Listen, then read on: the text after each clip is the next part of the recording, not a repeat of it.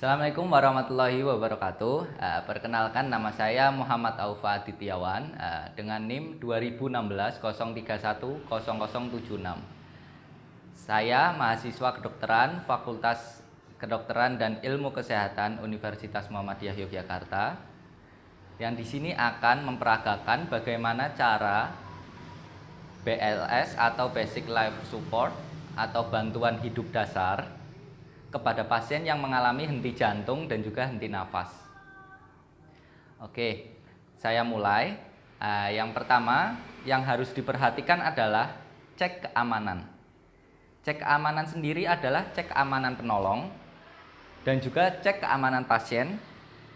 Di sini saya menggunakan pasien berupa bantal guling karena keterbatasan manekin. Kemudian cek juga keamanan dari lingkungan sekitar. Usahakan semuanya aman. Bawa pasien ke tempat yang lebih aman agar kita bisa melakukan pemeriksaan kepada pasien dan juga melakukan pijat jantung dengan aman. Setelah cek keadaan aman semua, kita melakukan cek respon dari pasien sendiri. Cek responnya bisa menggunakan dengan tepuk pundak dan memanggil bapaknya atau ibunya mungkin, Pak, Pak, Pak. Jika tidak ada respon, kita bisa menggunakan respon nyeri, yaitu dicubit atau ditekan. Jika tidak ada respon lagi, kita ataupun siapapun itu wajib untuk call for help atau menelpon emergency call pada nomor 119 dengan format perkenalan diri sebagai penolong, dan juga berikan deskripsi biodata dari pasien. Kemudian tanyakan ambulans akan datang sekitar berapa menit dan juga ataupun jam. Setelah itu saya peragakan. Saya mengambil handphone. Halo, saya Muhammad Aufa Adityawan. Saya menemukan pasien bapak-bapak paruh baya dengan umur sekitar 35 tahun dengan keadaan henti jantung dan juga henti pernafasan, henti nafas. Saya temukan di Klinik Firdaus di jalan bla bla bla bla. Kemudian tanyakan sekiranya ambulans bisa datang berapa menit ataupun berapa jam, dan berikanlah nomor yang bisa dihubungi.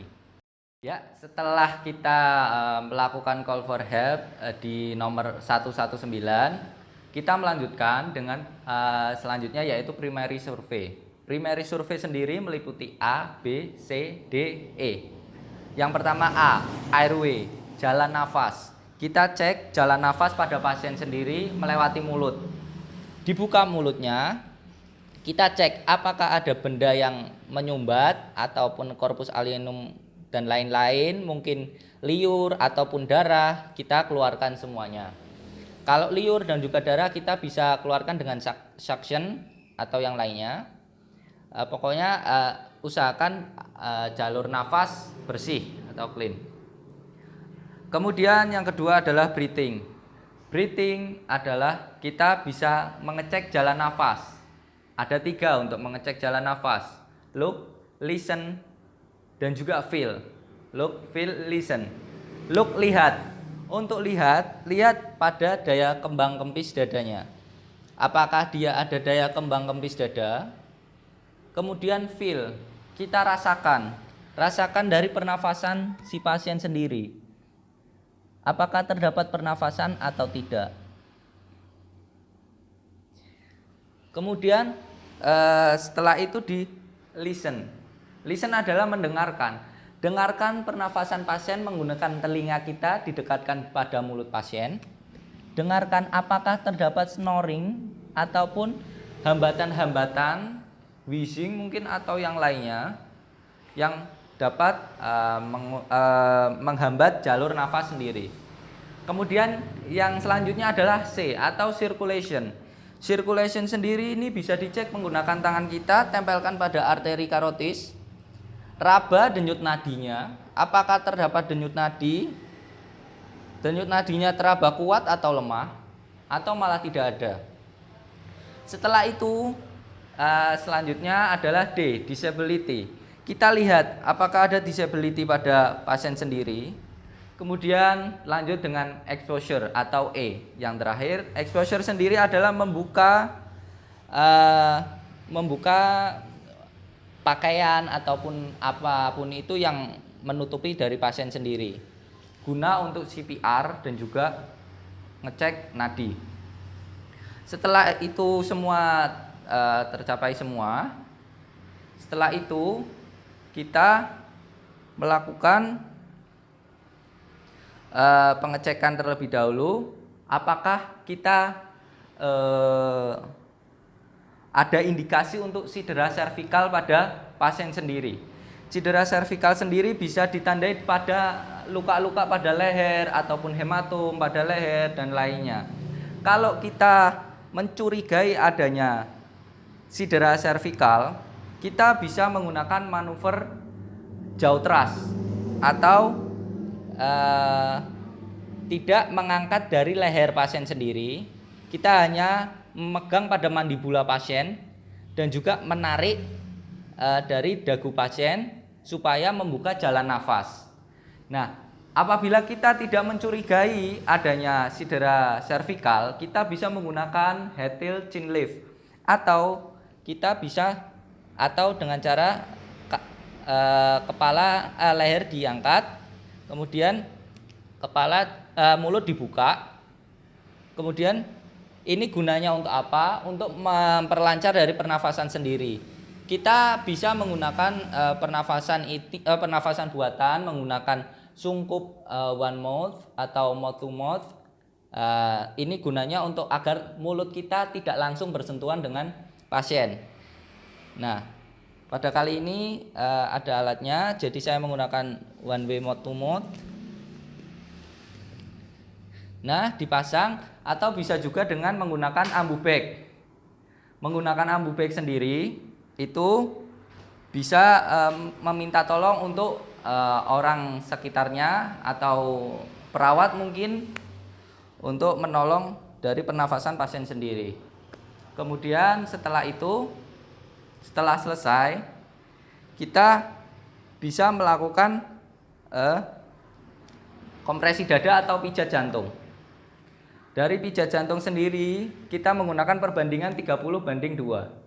30 kompresi dan juga 2 pernafasan. Nah, setelah itu apabila ini dilakukan 30 kali, 2 kali pernafasan dilakukan selama 5 siklus, dan kita nilai apakah pasien sendiri itu nadinya sudah ada atau belum.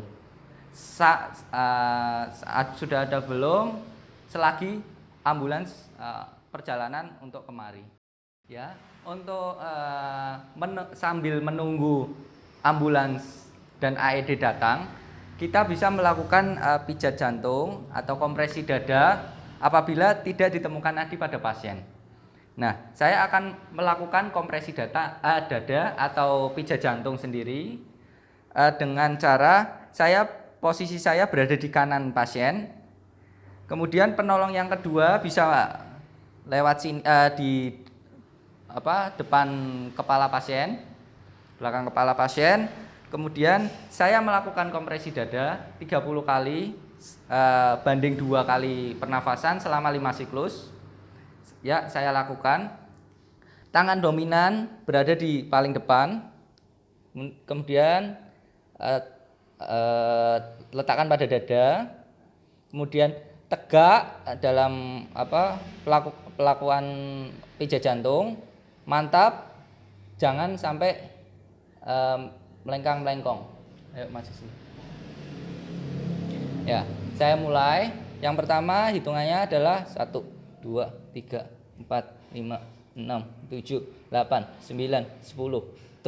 2, 3, 4, 5, 6, 7, 8, 9, 10. 1, 2, 3, 4, 5, 6, 7, 8, 9, 10. Setelah selesai kompresi, saya langsung berikan nafas buatan 2 kali. Ya, sudah selesai satu siklus. Kita lanjutkan satu siklus berikutnya sampai nadi pasien bisa teraba atau bisa teraba lagi. Setelah itu saya melakukan nafas lagi 2 kali. Setelah nafas 2 kali, ambulans datang. Kita langsung mengambil AED ataupun orang tenaga medis melakukan mengambil AED. Di sini saya menggunakan laptop sebagai alat pengganti AED. Kita umpamakan laptop ini adalah AED.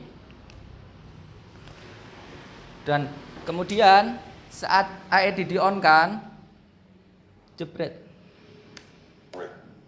Nah, sebelum AED di-on-kan, patch-nya ditempelkan terlebih dahulu pada pasien.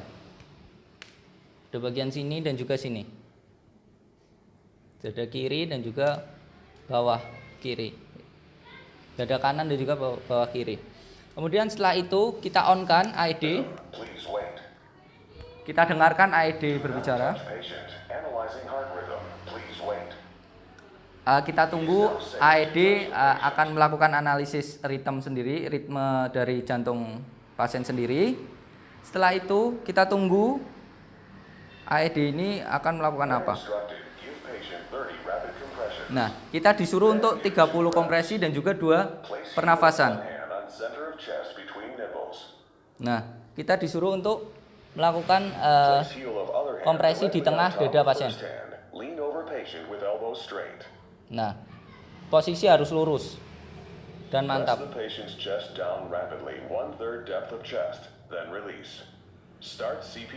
Nah, ini mulai